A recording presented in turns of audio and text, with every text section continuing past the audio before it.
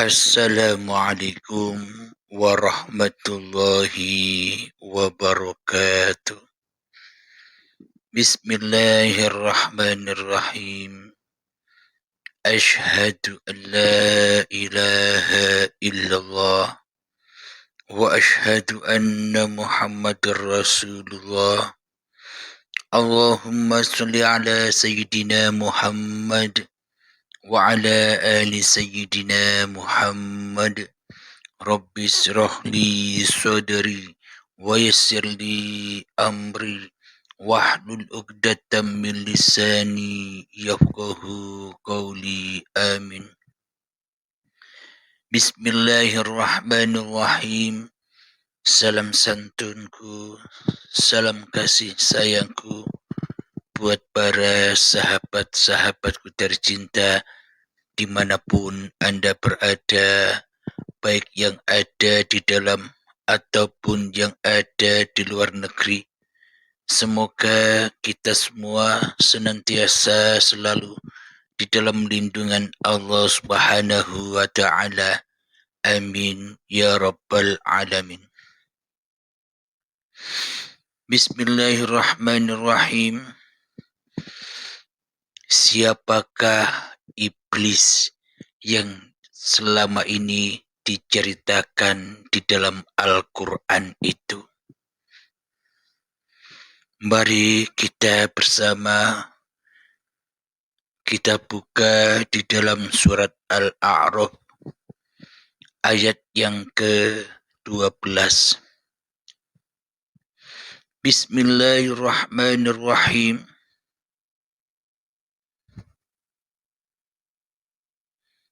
Kita buka ayat yang ke-11, mohon maaf.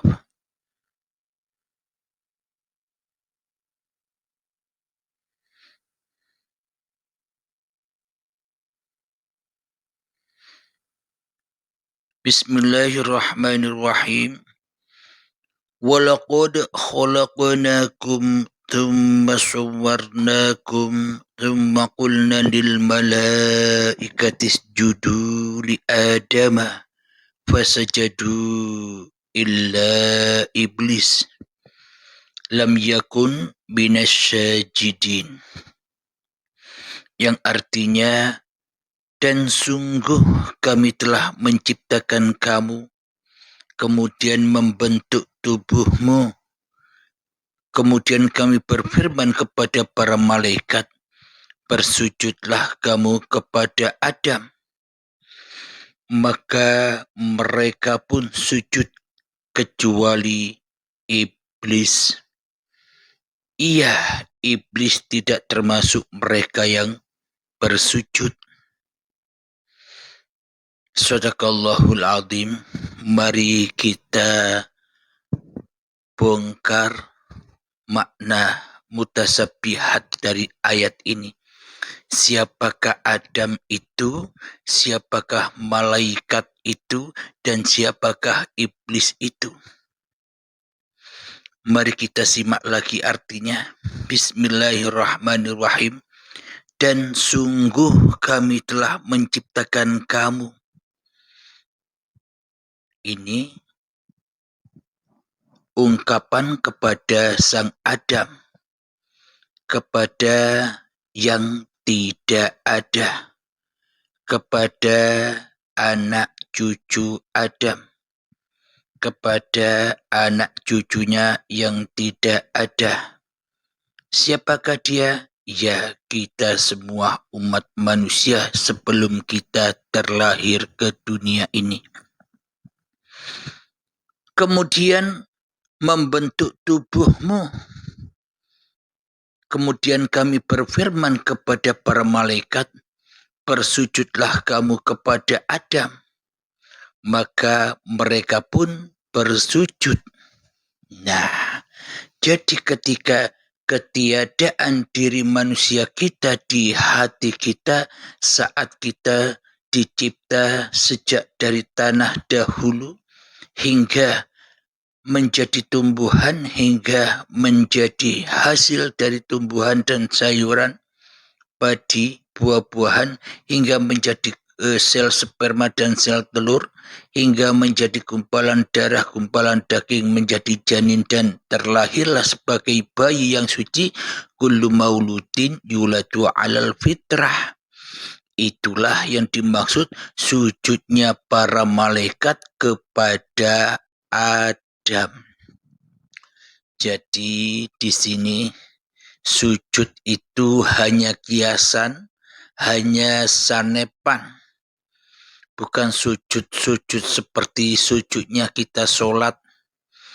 Makna sujudnya malaikat kepada Adam itu maknanya ketika itu Adam atau manusianya belum ada. Malaikatnya bersujud kepada ketiadaan karena diri malaikatnya memahami bahwa yang ada bukan malaikatnya. Adam menyadari bahwa yang ada bukan Adamnya. Namun malaikat dan Adam menyadari bahwa dirinya tidak ada, yang ada hanya Allah.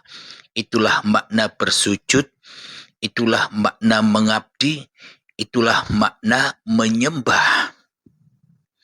Jadi bukan ada dua sosok antara Khalik dan makhluk, antara Tuhan dan hambanya. Makna dari menyembah, mengabdi, dan bersujud itu. Sujud-sujud di gambaran ketika kita saat sholat 5 waktu itu kan gambaran sujud, bukan sujud. Ketika di dalam hati kita sedang sholat, apalagi saat sujud, di dalam hati kita merasa yang ada daripada yang ada. Kita merasa yang wujud daripada yang wujud. Kita merasa hidup daripada yang hidup. Maknanya manusianya masih ada di dalam diri kita yang merasa sholat dan yang merasa bisa bersujud. Itu maknanya tidak sujud, tapi balelo kepada Tuhannya. Tapi manusianya yang memproklamirkan dirinya menjadi Tuhan di dalam tiap-tiap jiwa kita selama ini. Ya termasuk saya. Apakah buktinya bahwa kita selama ini selalu dan selalu tiap saat dan tiap detik memproklamirkan diri menjadi Tuhan? Karena di dalam hati kita buktinya bahwa hanya diri kita saja yang wujud di dalam hati kita.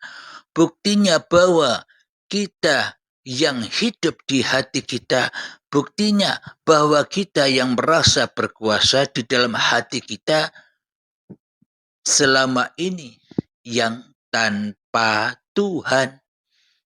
Sedangkan Tuhannya gaib, tak ada dan mati. Apakah itu dikatakan bersujud?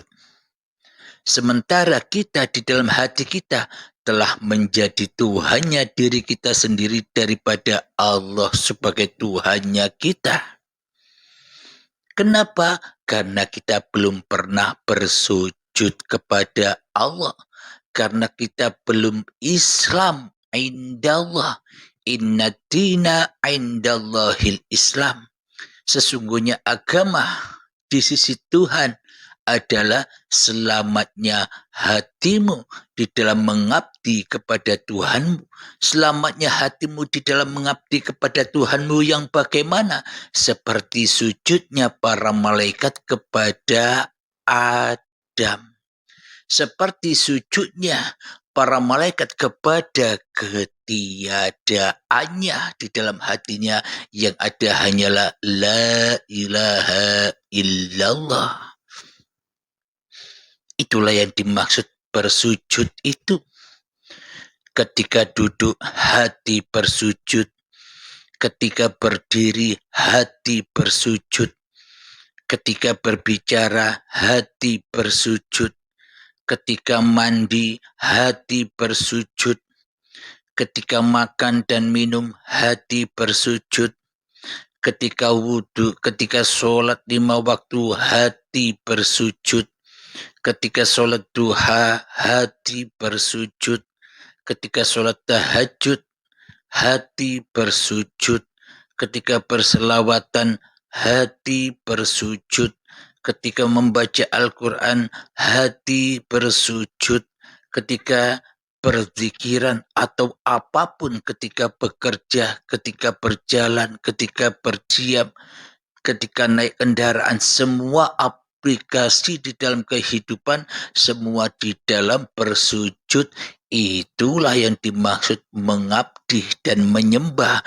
Bersujudnya manusia, bersujudnya para malaikat kepada keadamannya, yang ada hanyalah pagelaran-pagelaran, yang ada hanyalah cerita-cerita la ilaha illallah di dalam hatinya. Maknanya hati manusia itu selalu di dalam lillahi ta'ala. Inilah yang dimaksud bersujud itu. Seperti sujudnya Kanjeng Nabi Muhammad yang mulia kepada Tuhannya. Apa buktinya? Muhammad, bukan engkau yang melempar, tapi aku yang melempar. Inilah bukti sujudnya Muhammad kepada Tuhannya. Inilah buktinya Muhammad menyaksikan kematian dan menyaksikan kehidupan Tuhannya di hatinya. Berarti bila Muhammadnya sudah tak mampu lagi melempar, berarti Muhammadnya sudah sujud kepada keadamannya. Inilah yang dimaksud inna dina indallahil Islam. Hati yang sudah selamat sampai kepada Tuhannya. Inilah yang dimaksud bersujud itu. Bersujud ketika di dalam solatnya tidak ingkar, solatnya tidak dusta, solatnya tidak merugi, solatnya tidak celaka. Kenapa? Karena di dalam solatnya selalu bersujud. Sejak Allahu Akbar sampai salam sujud terus. Maknanya hati selalu zikrullah, hati selalu mengingat Allah. Kenapa? Karena yang ada hanya Allah. Bagaimana mungkin mengingat yang selain Allah, sementara dirinya, sementara diri kita, sementara Muhammadnya sudah sujud kepada keadamannya seperti malaikat yang suci. Inilah yang dimaksud iman, inilah yang dimaksud takwa itu. Hal ini wajib dimiliki oleh seluruh manusia. Bukan orang Islam saja, seluruh manusia. Kenapa? Karena seluruh manusia anak cucunya Adam. Karena seluruh manusia anak cucunya yang tidak ada. Maka bersujudlah kepada ketiadaanmu. Akuilah bahwa dirimu tak ada kecuali Tuhanmu yang menciptakan kamu, kecuali Tuhanmu yang menghidupimu, kecuali Tuhan yang menguasaimu. Inilah yang dimaksud bersujud itu. Inilah yang dimaksud mengabdi itu.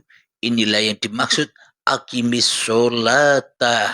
Dirikan solatmu lidzikri, hanya untuk mengingatku.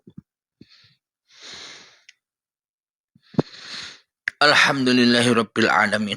Kelanjutan ayatnya, bersujudlah kamu kepada Adam, wahai iblis.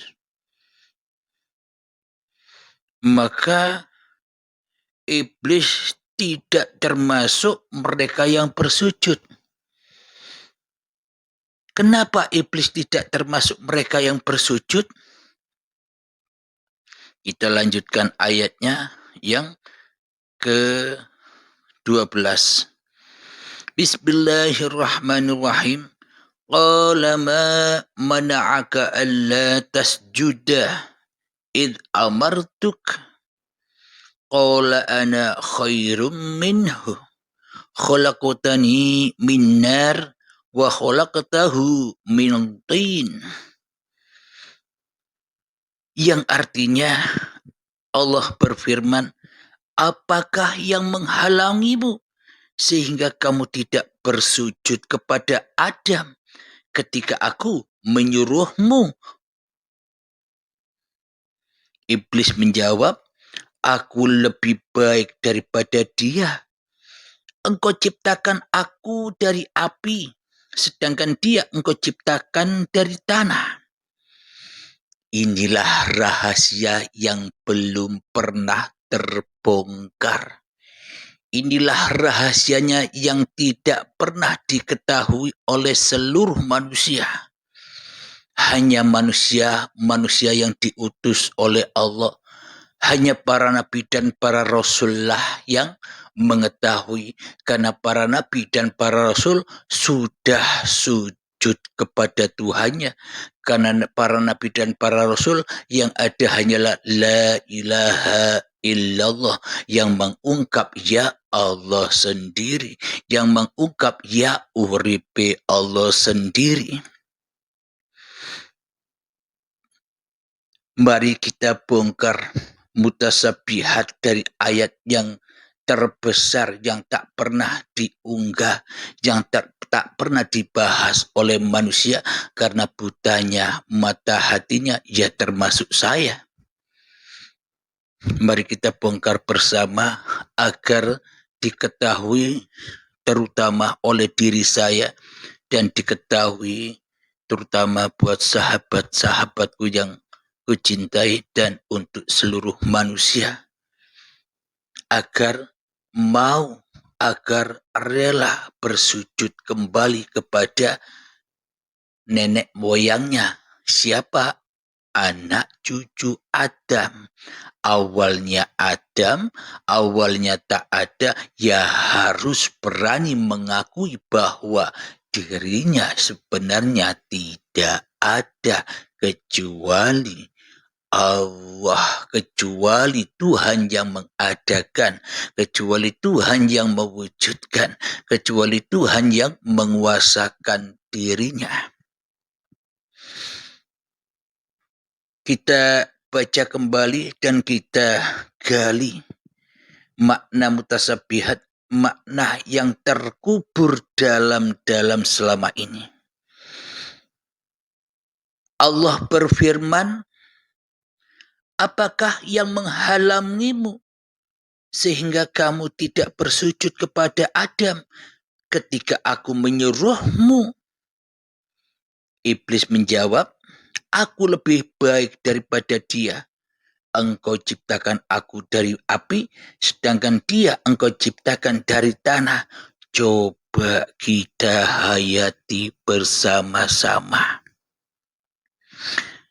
Jawaban iblis, coba kita hayati bersama-sama. Cara untuk menghayati, masuklah ke dalam dirimu masing-masing. Masuklah ke dalam jiwamu masing-masing. Masuklah ke dalam nyawamu masing-masing. Masuklah ke dalam rohmu masing-masing. Dan masuklah ke dalam hidupmu masing-masing. Dan ingatlah ketiadaanmu, dari mana kau diadakan. Mohon dihayati. Aku lebih baik daripada dia. Kata iblis, engkau ciptakan aku dari api, sedangkan dia engkau ciptakan dari tanah. Bagaimana mungkin manusia kita, termasuk saya ini, mau sujud kepada ketiadaannya? Sedangkan nyata-nyata kita, aku Abdul Halim ini ada. Sedangkan kita nyata-nyata, Anda semua nyata kewujudannya, nyata kehidupannya, nyata kekuasaannya di dalam masing-masing hati kita. Sedangkan kita ada, kok disuruh ngaku-ngaku tidak ada. Maknanya kok disuruh mati kembali kepada tanah tempat kita berasal.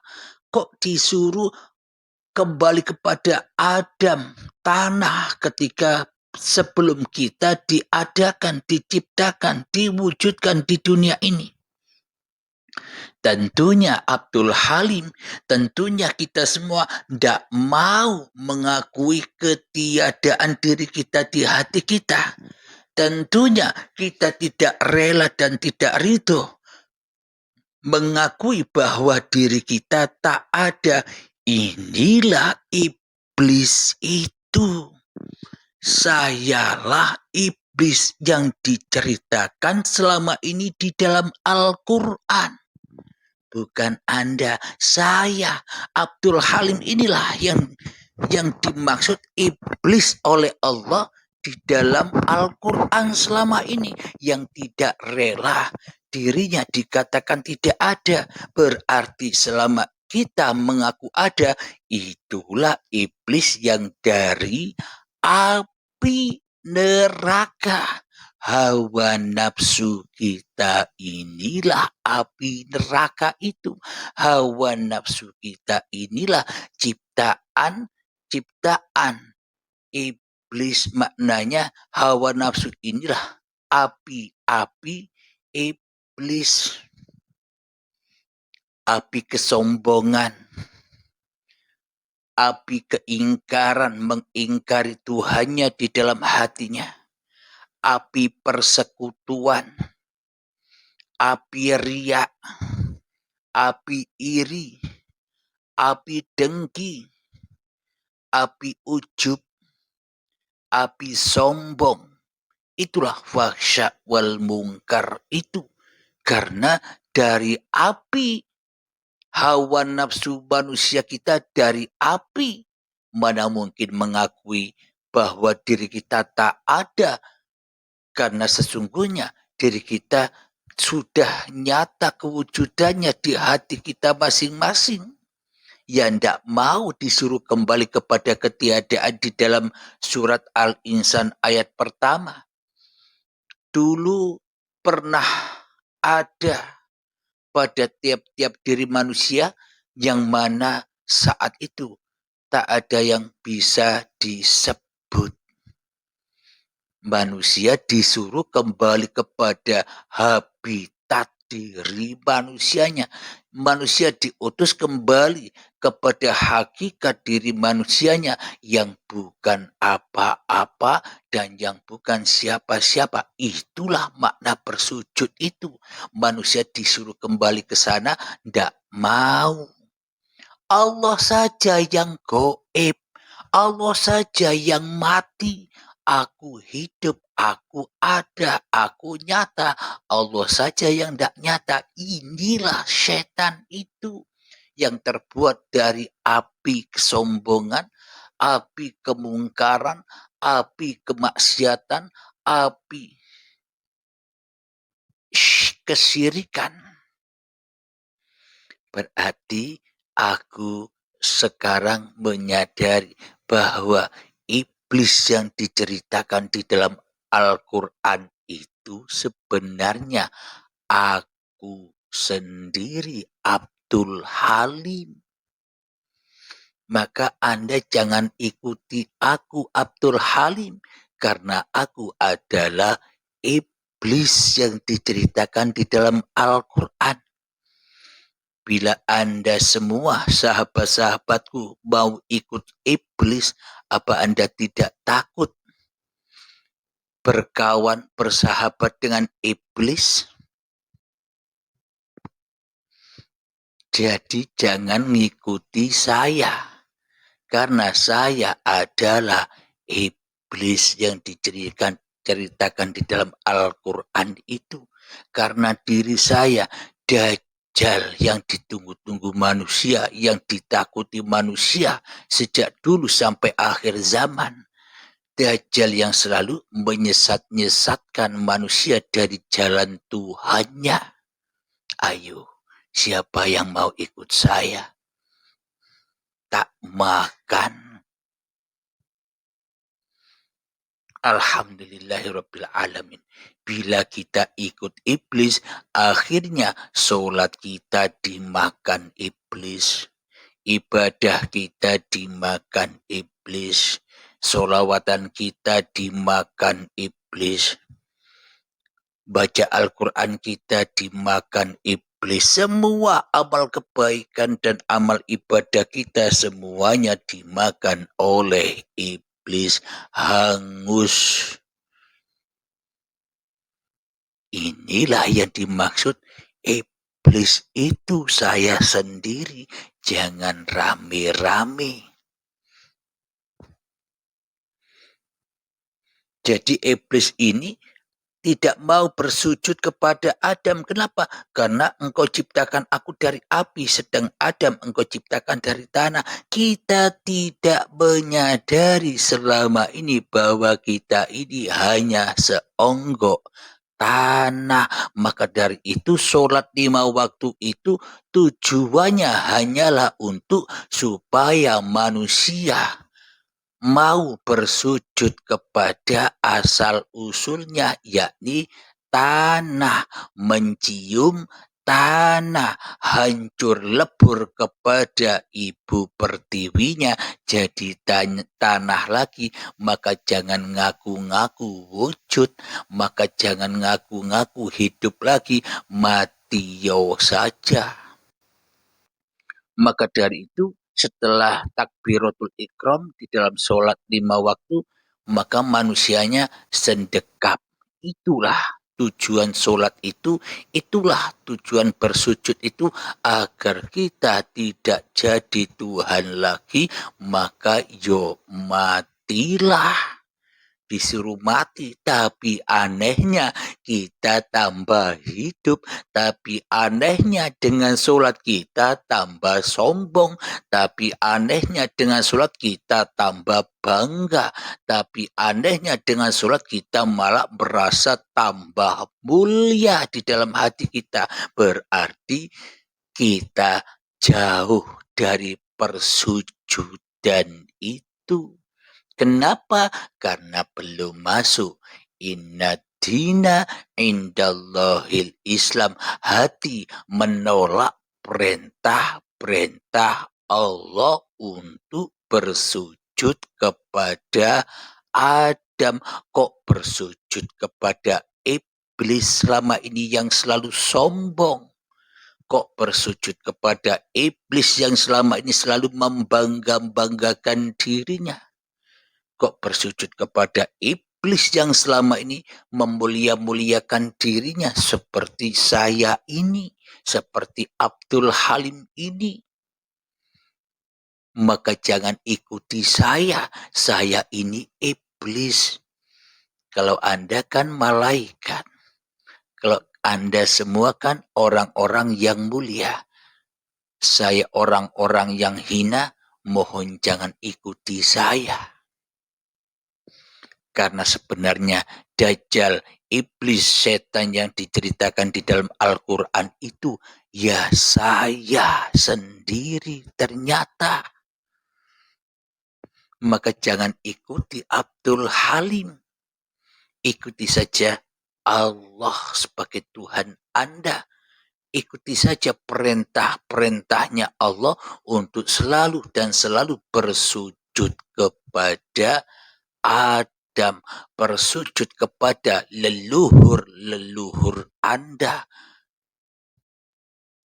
Nenek moyang kita, leluhur-leluhur kita kan sudah kembali kepada uripe Allah.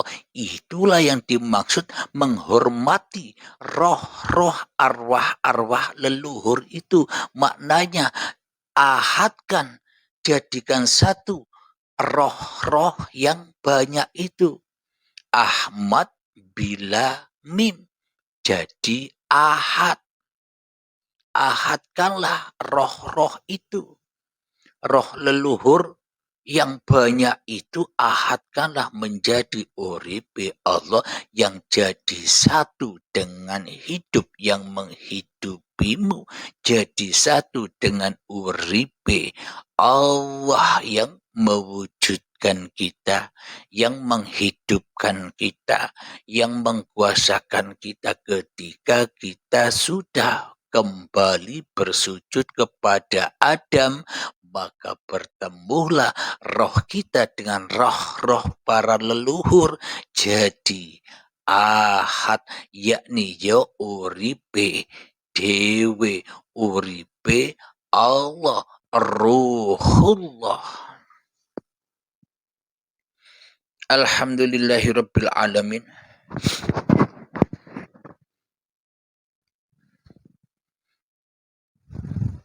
Kita lanjutkan kembali ayat yang ke-13 dari surat Al-A'raf. Qala fahbit minha fama yakunu laka an tatakabbara fiha fakhruj innaka minas sagirin. Yang artinya Allah berfirman, maka turunlah kamu darinya, karena kamu tidak sepatutnya menyombongkan diri di dalamnya, di dalam surga maknanya. Keluarlah, sesungguhnya kamu termasuk makhluk yang hina. Ini yang juga belum pernah terbongkar oleh seluruh manusia. Yang mana kenapa kok tidak pernah terbongkar? Karena manusianya hanya melihat sosok-sosok manusianya, tidak melihat Tuhannya. Alhamdulillahirabbil alamin.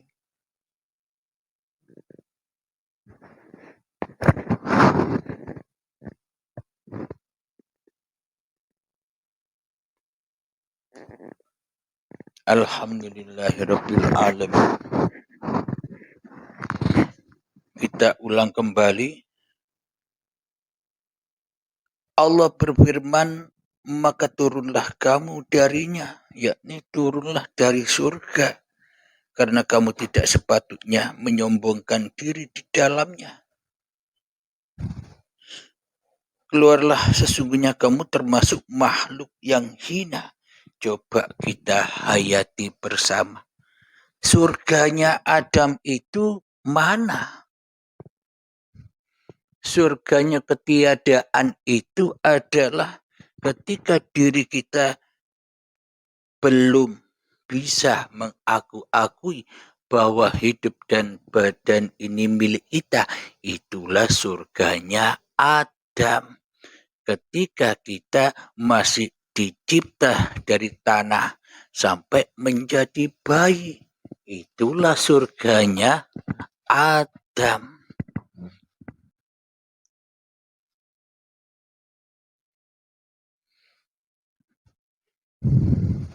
Alhamdulillahirabbil alamin. Ketika manusia datang detik-detik akil balik, saat manusia duduk di sekolah TK, ketika kita mulai mengingat, ketika kita mulai mengaku-akui bahwa hidup dan badan ini adalah milik kita, itulah saat kita membangkang, saat kita mengaku-akui bahwa hidup dan badan ini milik manusianya. Maka terusirlah manusia, terusirlah setan dari surga, terusirlah manusia dari bayinya, dari kesuciannya. Akhirnya kotorlah manusianya, hatinya menjadi api. Inilah pengusiran Allah kepada iblis dan setan dari surga. Alhamdulillahirabbil alamin. Jadi yang dimaksud iblis diusir Allah dari surga itu bukan yang kita bayang-bayangkan. Kalau kita bayang-bayangkan seperti apa yang kita kira selama ini, ya kita selama ini menganggap Al-Quran itu hanya dongeng-dongeng anak kecil belaka. Kenapa? Karena seolah-olah Al-Quran, cerita Al-Quran itu ada di luar diri kita. Padahal Al-Quran itu ada di setiap diri manusia. Semua yang diceritakan di dalam Al-Quran itu kiasan diri kita sendiri. Sebenarnya Allah menceritakan diri kita di dalam Al-Quran itu.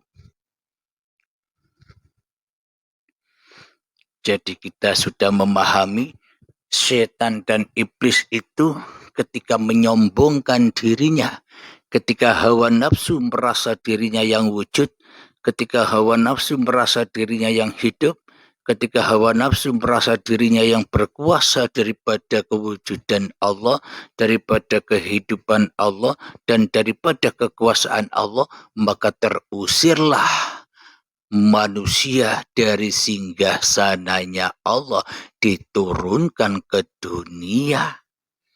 Jadi maknanya diturunkan ke dunia bukan seperti diturunkannya Mr. Bean. Ketika kita melihat atau menonton film Mr. Bean, jatuh dari langit ke debu. Begitu. Bukan seperti itu. Makna iblis diturunkan Allah ke dunia, kenapa? Karena ingkar kepada Allah diturunkan, dikeluarkan dari surga. Maknanya ketika kita manusia saat detik-detik akil balik mengingkari Allah untuk menjauhi pohon ini, untuk menjauhi kayu ini. Jangan kau dekat-dekat dengan pohon ini. Apa pohon ini? Kayu khuldi hayyun, hidup dan badan inilah yang dimaksud pohon ini. Jangan kau makan. Jangan kau makan, maknanya jangan kau makan, kau aku-akui hidup ini hidupmu. Jangan kau makan, kau aku-akui badan ini badanmu. Jangan kau makan, kau aku-akui ini amal-amal ibadahmu. Inilah makan buah khuldi itu hingga terusir dari surga. Berarti setan yang diceritakan, setan yang sombong yang diceritakan di dalam Al-Quran itu ya saya sendiri ternyata selama ini.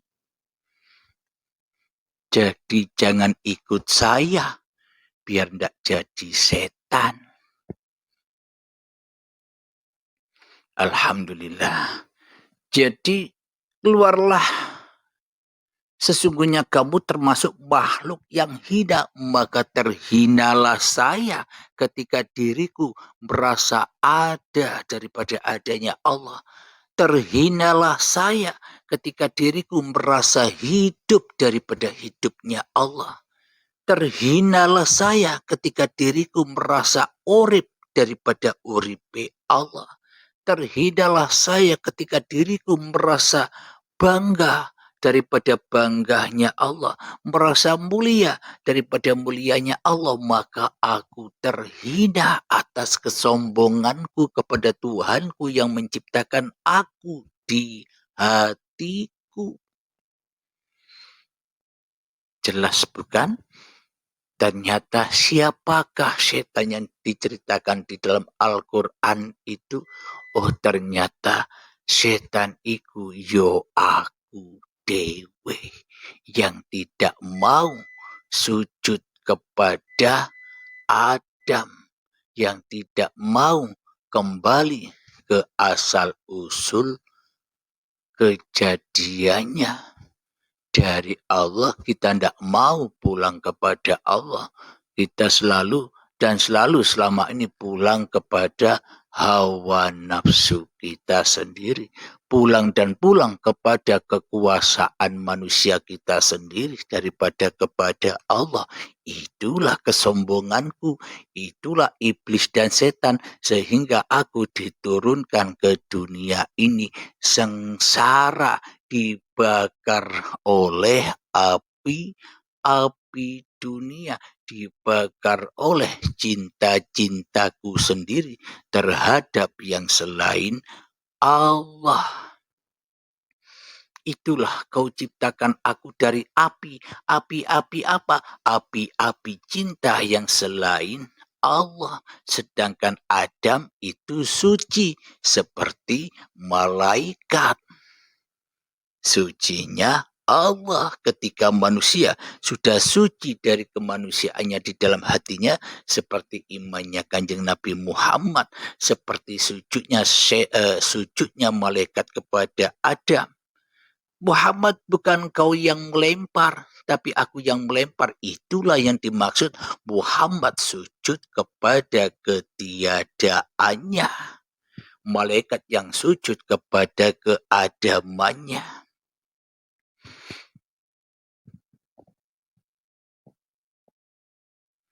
Jadi siapakah makhluk yang hina ini? Ya saya sendiri. Kenapa? Karena selama ini saya Abdul Halim jadi iblis, jadi setan yang diceritakan di dalam Al-Quran itu. Tapi sayangnya selama ini saya tidak menyadarinya. Karena penafsiran makna di dalam Al-Quran yang selama ini menurut hawa nafsuku sendiri, seolah-olah Al-Quran ini hanyalah dongeng-dongeng usang saja. Ternyata Al-Quran ini ceritaku dewe, nekku dewe, perjalanan hidupku dewe. Maka dari itu aku tergolong makhluk yang hina. Lalu kita lanjutkan ayatnya. Qala anzirni ila yaumi yub'atsun. Iblis menjawab, berilah aku penangguhan waktu sampai hari mereka dibangkitkan. Nah, ini jelas pula. Ini tidak pernah dibahas oleh manusia. Iblis menjawab, hawa nafsu menjawab, berilah aku penangguhan waktu sampai hari mereka dibangkitkan. Berilah aku penangguhan waktu sampai hari baiat itu tiba. Berilah aku penangguhan waktu sampai mutu qoblal maut itu tiba.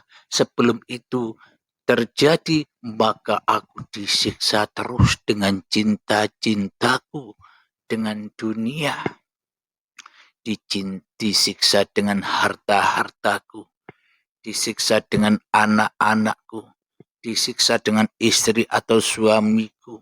Disiksa dengan ilmu-ilmuku. Disiksa dengan amal-amalku, semuanya serba menyiksa diriku. Kenapa? Karena mereka semua adalah api-api yang kuciptakan. Karena aku diciptakan dari api hawa nafsu. Sholatnya ya api, ibadahnya ya api, pintarnya ya api, cerdasnya ya api, hartanya ya api, pangkatnya ya api, jabatannya ya api, kebanggaannya ya api, kemuliaannya ya api, semuanya jadi api. Karena aku ini diciptakan dari api. Inilah yang dimaksud linapsi. Semua apa yang kita lakukan tidak bisa pulang kepada lillahi ta'ala, tapi selalu pulang dan pulang kepada linapsi. Kenapa? Karena kita belum baiat. Apa maknanya? Karena kita belum masuk innad dina indallahil Islam. Hatinya belum selamat, hatinya tidak mau sujud kepada ketiadaannya. Ngaku ada terus, ngaku wujud terus, ngaku berkuasa terus, ya itulah api-api itu. Maka kita diberi penangguhan sampai kapan? Sampai syakaratul maut tiba. Sampai pengembalian adab yang sangat amat pedihnya tiba. Itu waktu kita kembali. Ketika melihat orang yang syakaratul maut, ya saat itulah dikembalikan penangguhan waktunya. Ketika manusia dibangkitkan dari kelalaiannya, manusia dibangkitkan dari kesalahannya, manusia dibaiat, dimasukkan kembali ke dalam agama Allah. Sampai saat itu tiba, kita digulung api neraka. Karena kita jadi setan yang tercipta dari api, makanya api, minumnya api, dari darah dan nanah. Kenapa? Karena selama ini aku ahli neraka, karena aku jadi setan yang selalu sombong kepada Tuhannya.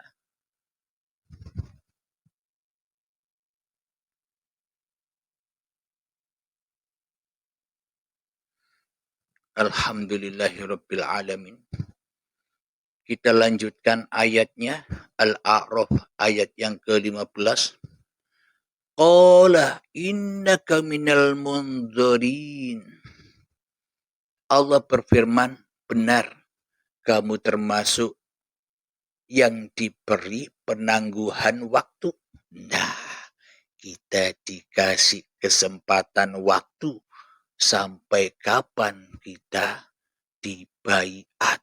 Sampai kapan kita ketemu mutu qoblal maut? Sampai kapan kita mati? Sampai kapan kita rela ridho bersujud kepada keadaman kita? Diberi waktu. Sebelum waktu itu datang, ya dibakar terus, susah terus, menderita terus, berok-berok terus. Apa buktinya kita selama ini berok-berok sakit? Ampun, apa buktinya?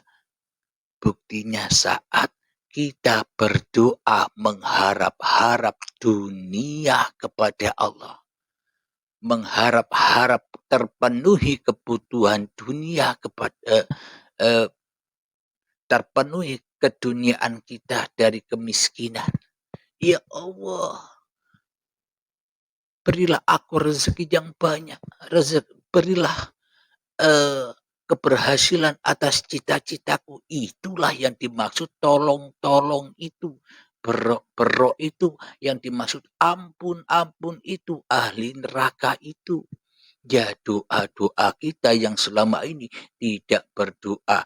Ya doa-doa kita selama ini yang tidak menghadap langsung kepada Allah.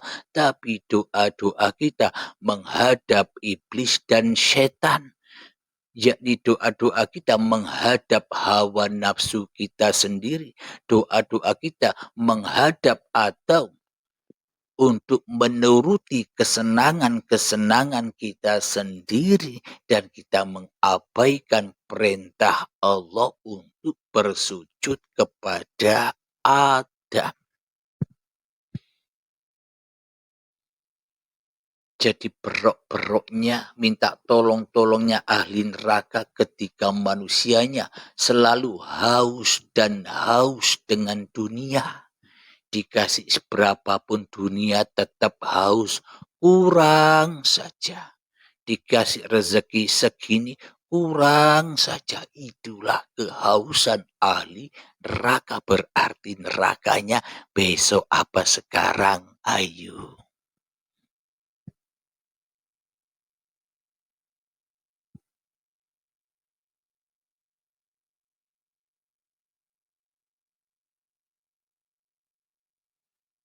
Ini yang lagi yang belum diketahui oleh manusia termasuk saya. Lanjut ke Al-A'raf ayat yang ke-16. Qala fabima awaitani laq'udanna lahum siratakal mustaqim. Yang artinya iblis menjawab, karena engkau telah menyesatkan aku, pasti aku akan selalu menghalangi mereka dan dari jalanmu yang lurus. Pasti hawa nafsu itu dihalangi oleh iblis dan setan untuk kembali kepada Allah. Sayang hartanya diperuntukkan di jalan Allah. Maknanya selama ini harta-harta kita hambur-hamburkan. Miliaran harta kita hambur-hamburkan di dalam api neraka demi kesenangan, demi kepuasan awake dewe, demi kepuasan hawa nafsunya sendiri-sendiri. Ya dibakar terus, ya kurang terus, ya berok-berok terus di dalam neraka jahanam. Tidak ada syukurnya. Karena kurang terus, kenapa? Karena api apa saja dibakar, apa saja dilalap oleh api. Karena api itulah iblis setan ini, aku ini. Maka sholatnya ku bakar sendiri semuanya. Kenapa kok dibakar? Karena aku akui sholat ini sholatku, ibadah ini ibadahku, tahajud ini tahajudku, duha ini duhaku, sholawatan ini sholawatanku, zikiran ini adalah zikiranku, kekayaan ini adalah kayaku, kehormatan ini kehormatanku, kepintaranku, kecerdasanku, semuanya ku bakar sendiri di dalam an-nar. Jadi ku halangi apapun yang kuperbuat dari jalan yang lurus. Maknanya tidak bisa lurus kembali kepada Allah, bengkok selalu kembali kepada hawa nafsune dewe-dewe.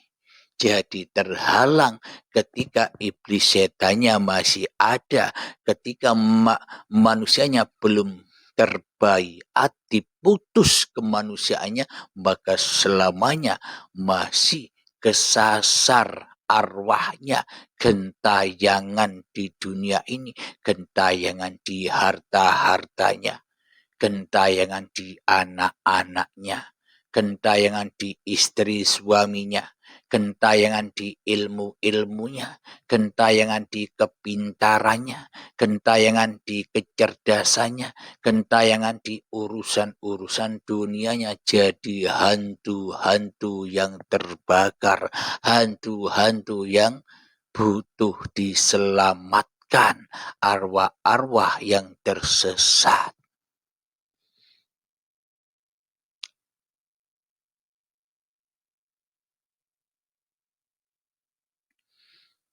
Kemudian kita lanjutkan ayat yang ke-16 dari surat Al-A'raf.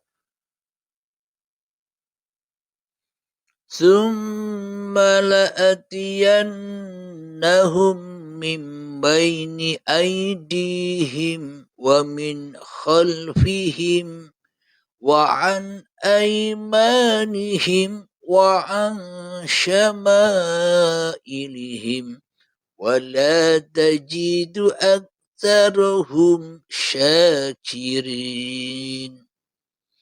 Yang artinya, kemudian pasti aku akan mendatangi mereka dari depan, dari belakang, dari kanan, dan dari kiri mereka.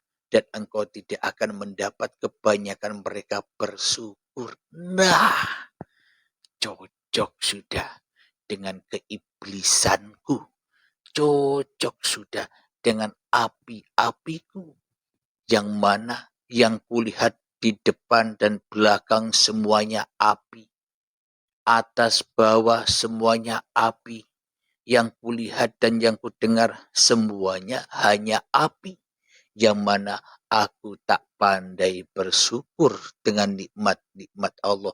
Kurang saja inilah ahli neraka yang selalu haus dan haus, lapar dan lapar. Berarti neraka itu besok apa sekarang? Silahkan dinilai sendiri-sendiri.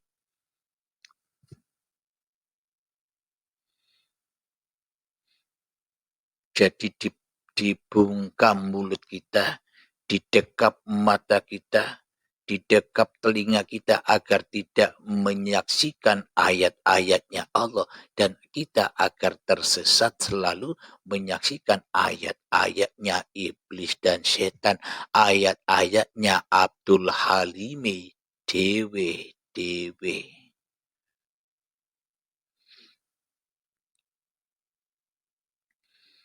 Ayat yang ke-18 dari Al-A'raf kelanjutannya, Qala khruj minha mad'umam madhura laman tabi'aka minhum la'anna jahannama minkum ajma'in.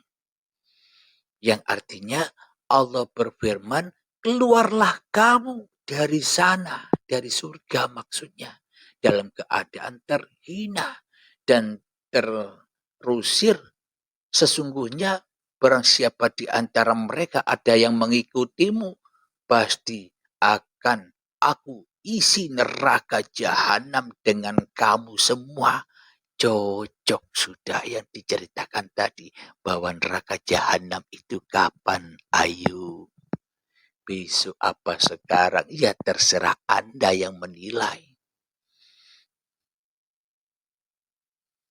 Coba hayati lagi.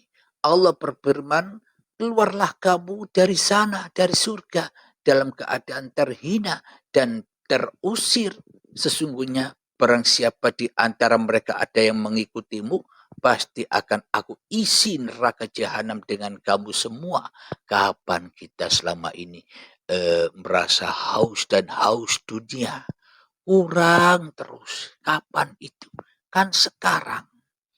Ketika kita diturunkan ke hawa nafsu, dari kullu mauludin yuladu alal fitrah, yang tadinya suci sekarang terusir dari surganya Adam, diturunkan ke dunia gelebuk, disiksa, disuruh mencari dunia sendiri, disiksa oleh dunia yang dicinta-cintainya sampai waktu yang ditentukan.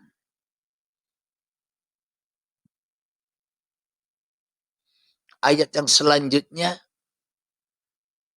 surat Al-A'raf ayat yang ke-19. Wa ya adamuskun anta wa zawjukal jannata fakula min haitsu syi'tuma wa la taqraba hadhihi syajarata fatakuna minadh dhalimin.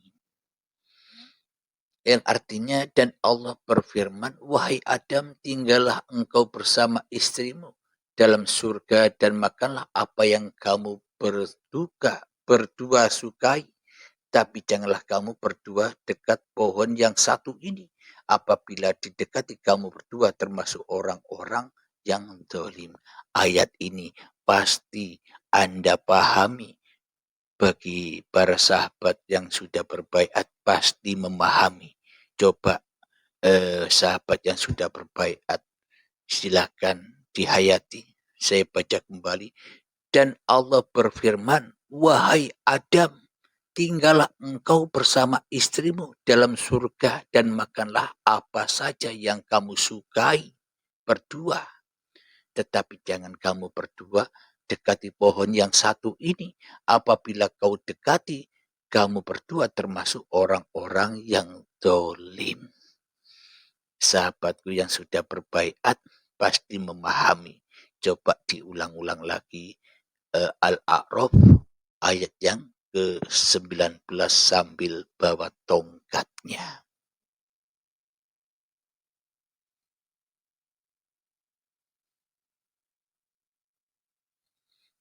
Kita lanjutkan lagi, ini terlalu panjang ayatnya, langsung saya ungkap artinya. Ayat yang ke-20 dari Al-A'raf, tanda bukti bahwa saya ini setan yang tercipta dari api neraka.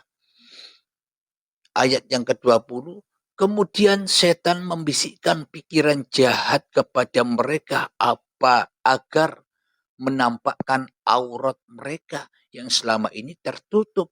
Dan setan berkata, Tuhanmu hanya melarang kamu berdua mendekati pohon ini agar kamu berdua tidak menjadi malaikat atau tidak menjadi orang yang kekal dalam surga. Subhanallah. Maha benar Allah. Inilah yang dimaksud. Supaya kamu tidak jadi malaikat yang suci. Ini maknanya. Kita pernah jadi malaikat di episode yang lalu, malaikat kecil. Nah, kata iblis, kamu jika tidak memakan pohon ini, kamu tidak akan jadi malaikat dan akan kekal di dalam surga. Maka dari itu, iblis dan setan membujuk seluruh manusia untuk makan buah huldi saat detik-detik akil balik. Akhirnya terhinalah manusia sejak detik-detik akil balik, diaku-akuinya hidup dan badan ini serta apapun yang diaktivitaskan diakui semua milik manusianya, ia dibakar di dalam anar. Sampai kapan? Sampai baiat tiba, sampai syahadat, sampai masuk Islam lagi di dalam inna dina indallahil Islam. Alhamdulillahirabbil alamin. Semoga saya khususnya dan semoga kita semua senantiasa selalu dibimbing dan dilindungi oleh Allah Subhanahu wa taala. Amin ya rabbal alamin. Akhir kalam. Assalamualaikum warahmatullahi wabarakatuh.